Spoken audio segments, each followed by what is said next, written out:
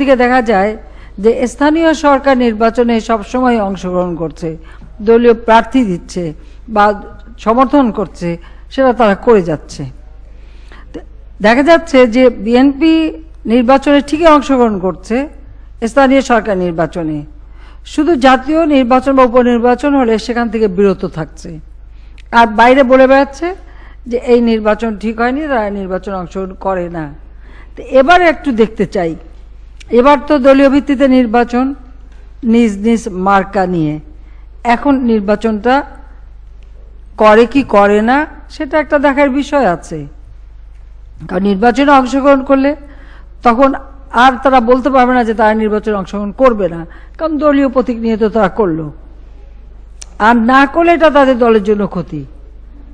এখন তারা কোন পথে যাবে এটা তাদের বিষয়, কাজে এটা আমাদের বিষয় না। তবে একটা কথা মনে রাখতে হবে যে তারা তো আসলে গণতন্ত্রের মধ্য দিয়ে জন্ম হয় নাই, বিএনপির জন্ম তো গণতন্ত্রের মধ্য দিয়ে না। কারণ একথা কাউকে ভুললে চলবে না যে জিয়াউর রহমান ক্ষমতা দখল করেছিল হত্যা ষড়যন্ত্র রাজনীতির মধ্য দিয়ে, এবং জিয়ার ক্ষমতা দখল এটা যে অবৈধ, সংবিধান লঙ্ঘন করেছে, আর্মি রুলস এবং অ্যাক্ট লঙ্ঘন করেছে, নিজেকে নিজে রাষ্ট্রপতি ঘোষণা দিয়েছিল। এবং শুধু তাই না, একাধারে সেনাপ্রধান আবার রাষ্ট্রপতি, একই অঙ্গে দুই রূপ নিয়ে জিয়াউর রহমান ক্ষমতা দখল করেছে, ঠিক যেভাবে আইয়ুব খান ক্ষমতা দখল করেছিল।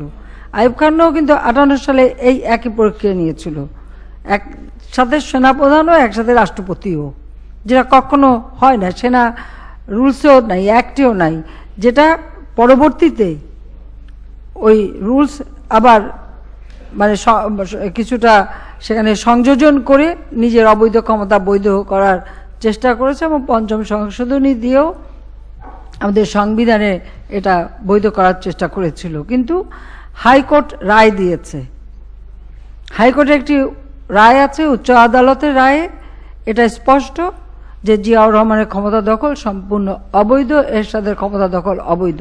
তাই পঞ্চম সংশোধনী এবং সপ্তম সংশোধনী এগুলি কিন্তু বাতিল ঘোষণা হয়েছে।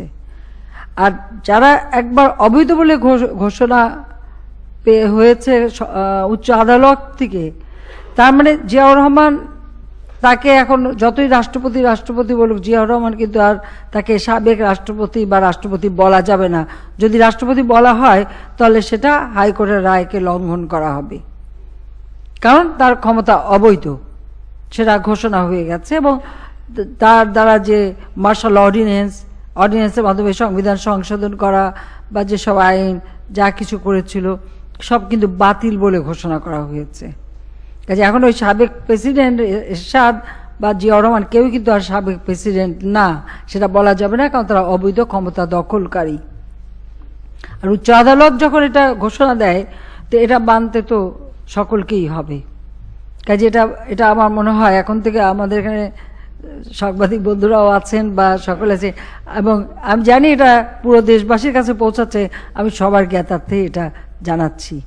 অবৈধভাবে ক্ষমতাটা দখল করেছিল বলেই তাদের সব কাজকর্মই কিন্তু একটা অবৈধভাবে চলে, যেটা আমরা দেখতে পাই। ঠিক একটা রাজনৈতিক দল যেভাবে গড়ে উঠবে আর রাজনৈতিক দলের রাজনীতি করবে বা রাজনৈতিক কর্মকাণ্ড, তারা কিন্তু সেভাবে করে না। জন্মলগ্ন থেকে দেখা গেছে শত শত মানুষকে হত্যা করা। কোনো একটা পত্রিকায় কোনো এক সাংবাদিক লিখেছেন যে ঢাকা সেন্ট্রাল জেলে নাকি এই প্রথম একই সাথে 2 জনের ফাঁসি হয়েছে। আসলে তাদের মানে জন্ম হয়েছে অনেক পরে, কাজী আর তাছাড়া ইতিহাস পড়া বা এই সমস্ত ঘটনা পড়ার বোধহয় সময়ও কখনো পায়নি বা পড়েও নি, দেখেও নি।